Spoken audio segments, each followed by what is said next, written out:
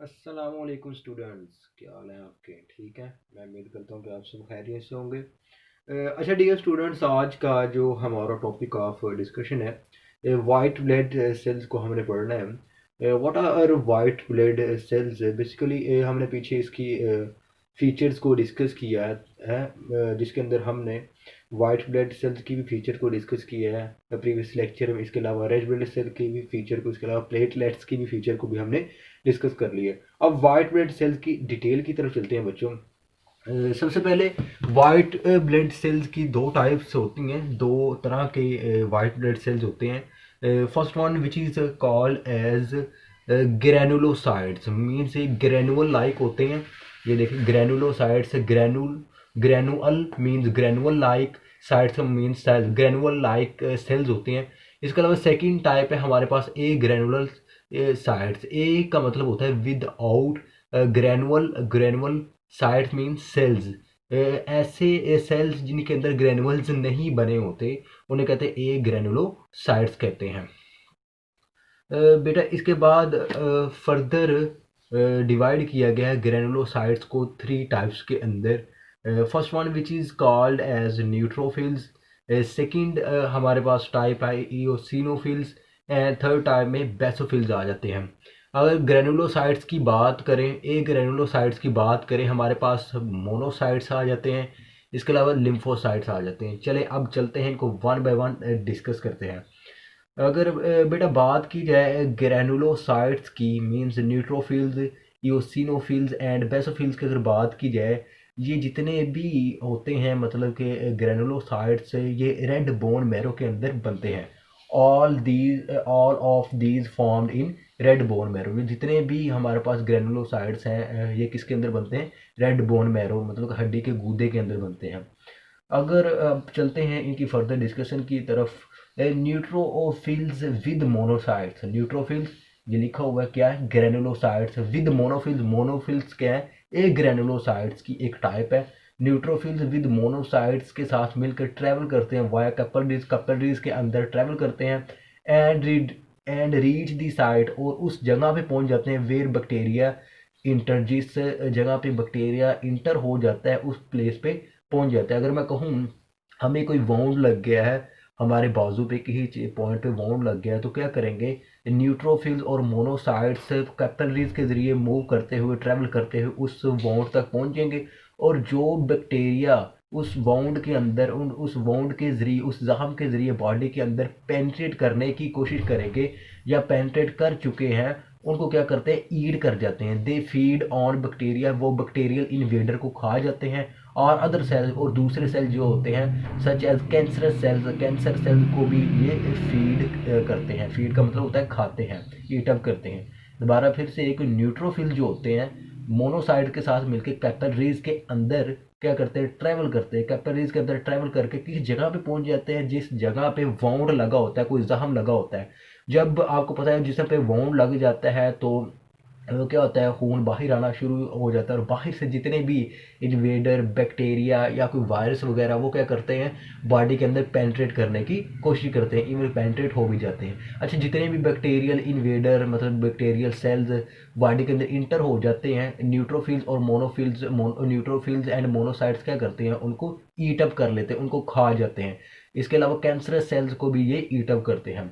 अगर जी इनकी अगर बात करें कि डेथ कब होती है, टिपिकली डाइज, डाइज का मतलब मीन्स कि कब ये मर जाते हैं, ये तकरीबन इन्हें प्रोसेस के दौरान ही मर जाते हैं। मतलब कि जब ये प्रोसेस इनका होता है, प्रोसेस कौन सा होता है? मतलब कि ये जब ये ट्रैवलिंग करते हैं, कहाँ से? कैपिलरीज के अंदर ट्रैवल करते हुए वाउंड तक पहुँचते, वाउंड तक पहुँचते पहुँचते इनकी डेथ हो जाती है।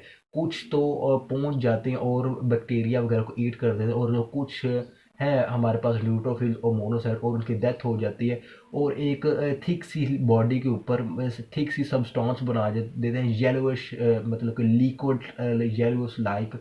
इधर मैं लिख देता हूँ येलो लिक्विड सब्सटेंस बना देते हैं, लाइट येलो आप लिखनी। लाइट येलो लिक्विड सब्सटेंस बना देते हैं जी, पस कहते हैं, जो कि एग्जाम के ऊपर देखी भी जा सकती है। जो पस बनती है ना, वो बेसिकली न्यूट्रोफिल्स और मोनोसाइट्स की डेथ की वजह से बनती है। Typically dies in a process and their bodies form a white substance called as pus. उसे क्या कहते हैं? पस कहते हैं। एट इन्फेक्शन साइट के ऊपर। दोबारा से फिर इसको मैं ज़रा रिपीट करूँगा। जितने भी हमारे पास न्यूट्रोफिल्स और मोनोसाइट्स होती हैं, वो क्या करते हैं? कैपिलरीज के ज़रिए ट्रैवल करके कहाँ पे पहुँचते हैं? उस जगह पे पहुँचते हैं जहाँ पे वाउंड लगा होता है बॉडी के ऊपर, और बैक्टीरिया बॉडी के अंदर इंटर हो जाते हैं। वो क्या करते हैं? न्यूट्रोफिल्स और मोनोसाइट्स इन बैक्टीरिया इन्वेडर्स को खाते हैं। इसके साथ कैंसर सेल्स को भी ये ईट अप करते हैं। ये जो जितने भी न्यूट्रोफिल्स एंड मोनोसाइट्स होते हैं बच्चों, ये प्रोसेस के दौरान ही इनकी डेथ हो जाती है, और ये लाइट येलो लिक्विड फॉर्म करते हैं बॉडी के ऊपर। वाइट सब्सटेंसेस आप कह सकते हैं इसको, बॉडी के ऊपर बनाते हैं, पस कहते हैं, एट इन्फेक्शन साइट के ऊपर। अब बेटा जी चलते हैं ए ग्रेनुलोसाइट्स के, मतलब विद आउट ग्रेनुअल, मतलब ये ग्रेनुअल लाइक नहीं होते ये सेल्स। इनकी दो टाइप्स है, मोनोसाइट्स है, इसके अलावा लिम्फोसाइट्स है।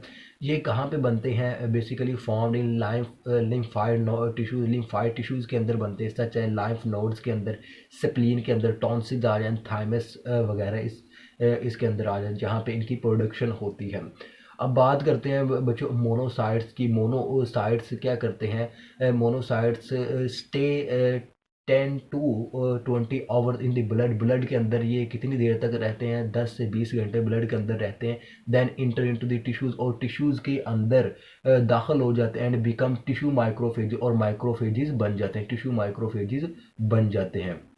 माइक्रोफेजिस का क्या मतलब होता है? कि ये इस तरह की फेजिस बन जाती हैं। माइक्रो मीन्स छोटे, फेजिस का मतलब होता है इनगल्फिंग, मतलब कि इनगल्फिंग कैपेसिटी जो रखते हों, परफॉर्मिंग फैगोसाइटिक फंक्शन को परफॉर्म करते हैं। फागोसाइटोसिस आपको क्या कहते हैं? एनगल्फिंग, एनगल्फ कर लेना, सॉलिड मटेरियल, किसी भी मटेरियल को एनगल्फ कर लेना, उस प्रोसेस को कहते हैं फागोसाइटोसिस। फागो का बेसिकली मीन होता है सॉलिड, सॉलिड मटेरियल की एनगल्फिंग। साइटिक इनसाइड द सेल, सेल के अंदर क्या होता है? सेल जब सॉलिड मटेरियल को अपने अंदर एनगल्फ कर लेता है, उस प्रोसेस को कहते हैं फागोसाइटोसिस। फागोसाइटिक फंक्शन परफॉर्म करते हैं इस तरह। अब बात करते हैं बच्चों लिम्फोसाइट्स की। लिम्फोसाइट्स का जो स्पैन होता है वो कुछ मंथ भी होता है एंड ईयर्स तक भी जा सकता है, but it's depend upon the body need for the cells. लेकिन ये किस पे डिपेंड करता है कि बॉडी को इन सेल्स की कितनी ही ज़रूरत है। बच्चों क्विकली इसको रिव्यू करते हैं, फिर मैं इसको इरेज कर दूंगा, फिर नेक्स्ट इसको फर्दर लेके चलेंगे। आप जिन्होंने स्क्रीन शॉट लेना है वो ले लें। क्विकली रिव्यू करते हैं। हमने पढ़ा है इसके अंदर ग्रेनुलोसाइट्स की 3 टाइप्स है, न्यूट्रोफिल, इओसिनोफिल्स, बेसोफिल्स। जितने भी ये फॉर्म्ड होते हैं red bone barrel. Neutrophils monocytes के साथ मिलके ट्रैवल करते हैं कैपिलरीज के अंदर, और उस जगह पे पहुंच जाते हैं जहाँ पे हमें कोई जख्म लगा होता है, खराश लगी होती है, और बैक्टीरिया बॉडी के अंदर इंटर कर जाते हैं। तो ये क्या करते हैं? जो बैक्टीरिया बॉडी के अंदर इंटर हो जाते हैं उनको ईट अप करते हैं। ये जितने भी न्यूट्रोफिल्स और मोनोसाइट्स है, ये क्या करते हैं? ये प्रोसेस के दौरान ही इनकी डेथ हो जाती है, और लाइट येलो मीन्स वाइट से लिक्विड सब्सटेंस बनाते हैं बॉडी के ऊपर, ये पस कहते हैं, जिसको हम इन्फेक्शन साइट पे देख भी सकते हैं। ए ग्रेनुलोसाइट्स आपको पता है मोनोसाइट्स होते हैं, लिम्फोसाइट्स होते हैं। ये कहाँ पे बनते हैं? Lymphoid tissues means lymph node, spleen के अंदर। स्प्लीन आपको पता है क्या होता है? जिसे उर्दू में तिल्ली कहते हैं बच्चों। ये हम लिवर के साथ ही मौजूद होते हैं। इसका काम क्या होता है? बेसिकली ये वाइट ब्लड सेल्स और इसके अलावा प्लेटलेट्स को स्टोर करती है और रीजनरेट करती है WBC को। टॉन्सिल्स हैं, इसके बाद थाइमस वगैरह के अंदर इनकी प्रोडक्शन होती है। मोनोसाइट्स जो क्या होते हैं, इनका बेसिकली काम क्या होता है? फागोसाइटिक फंक्शन को परफॉर्म करते हैं। फागोसाइटिक का क्या मतलब होता है? फागो का means solid, cytic means cell. ऐसा प्रोसेस जिसके अंदर सेल सॉलिड मटीरियल को एनगल्फ कर देता है, उसे कहते हैं फागोसाइटोसिस। ऐसा process, the process in which a cell engulf solid material inside it is called as phagocytosis। Phagos means ये क्या करते हैं? जितने भी बैक्टीरिया वगैरह होते हैं उनको निगल जाते हैं, ये ब्लड के अंदर तकरीबन 10 से 20 आवर तक रहते हैं। दैन ये टिश्यूज़ के अंदर इंटर हो जाते हैं और टिश्यू माइक्रोफेजेस बन जाते हैं। अब लिम्फोसाइट्स क्या करते हैं, इनका लाइफ स्पैन मंथ से ईयर तक जा सकता है, लेकिन it's depend upon the need of body for the cell. लेकिन ये बॉडी की नीड पे डिपेंड करता है कि बॉडी को कितनी देर के लिए इन सेल्स की नीड है।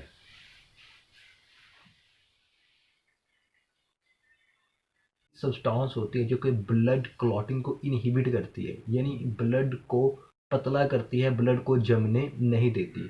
ये किस वक्त ज़रूरत पड़ती है, जब बहुत ज़्यादा ब्लड मतलब कि थिक हो जाता है तो बेसोविल्स क्या करते हैं, हेपरिन प्रोड्यूस करते हैं। हेपरिन का काम क्या होता है कि ब्लड को थिन रखना, मतलब कि बैलेंस्ड कंडीशन में ब्लड को रखना, ब्लड ज़्यादा थिक ना हो जाए। इसके अलावा जब पेशेंट को कोई एक्सीडेंट वगैरह हो जाता है, जिस जगह पे ब्लड नहीं पहुंच पाता, जहां ज़ख़म लगा होता है मेनली, मतलब कि उधर से ब्लड का लॉस बहुत ज़्यादा हो जाता है।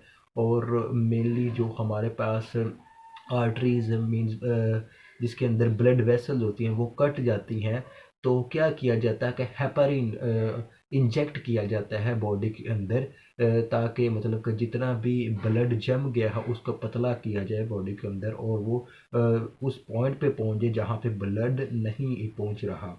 इसके अलावा ये क्या करते हैं, पर्टिकुलर केमिकल्स भी प्रोड्यूस करते हैं जिसे हिस्टामाइन कहते हैं। इसका काम क्या होता है, ये पार्टिसिपेट करता है एलर्जिक रिएक्शंस के अंदर हिस्सा लेते हैं, and also in the response to tissue damage, और टिश्यू को डैमेज होने से भी बचाते हैं, एंड माइक्रोबियल इन्फेक्शन, और माइक्रोबियल इन्फेक्शन से भी ये बचाता है हिस्टामाइन।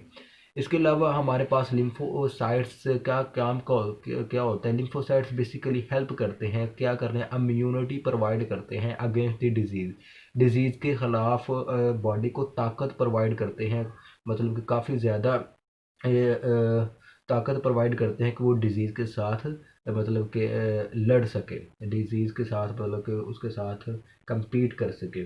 क्विकली रिव्यू करते हैं बच्चों, बेसोफिल्स क्या होते हैं। बेसोफिल्स क्या करते हैं, एक सब्सटेंस प्रोड्यूस करते हैं जिसे कहते हैं हेपरिन। उसका काम क्या होता है, ये ब्लड क्लॉटिंग से बचाती है बॉडी को, मीन्स ब्लड के अंदर ब्लड को क्लॉट नहीं होने देती, सिंपल आप कह सकते हैं खून को थिन करती है। इसके अलावा पर्टिकुलर केमिकल्स भी ये प्रोड्यूस करते हैं, हिस्टामाइन कहते हैं, जो कि एलर्जिक रिएक्शंस के अंदर पार्टिसिपेट करते हैं और टिश्यू को डैमेज होने से बचता है, टिश्यू डैमेजिंग में भी पार्टिसिपेट करते हैं, माइक्रोबियल इन्फेक्शंस में भी ये पार्टिसिपेट करते हैं। Lymphocytes help to provide immunity against the disease. मैं उम्मीद करता हूँ कि स्टूडेंट्स आपको कॉन्सेप्ट क्लियर हो गया। अच्छा, जिन स्टूडेंट्स को नहीं समझ आई वो नीचे कमेंट्स पे कमेंट बॉक्स में कमेंट ज़रूर किया करें, और जिन स्टूडेंट्स ने अभी तक मेरे चैनल को सब्सक्राइब नहीं किया उनसे रिक्वेस्ट है कि वो काइंडली चैनल को सब्सक्राइब भी कर दें, और साथ में बेल के आइकन के बटन को ज़रूर दबाएँ ताकि हर नए आने वाली वीडियो का नोटिफिकेशन आप तक बर वक्त पहुँचता रहे। Okay and thank you.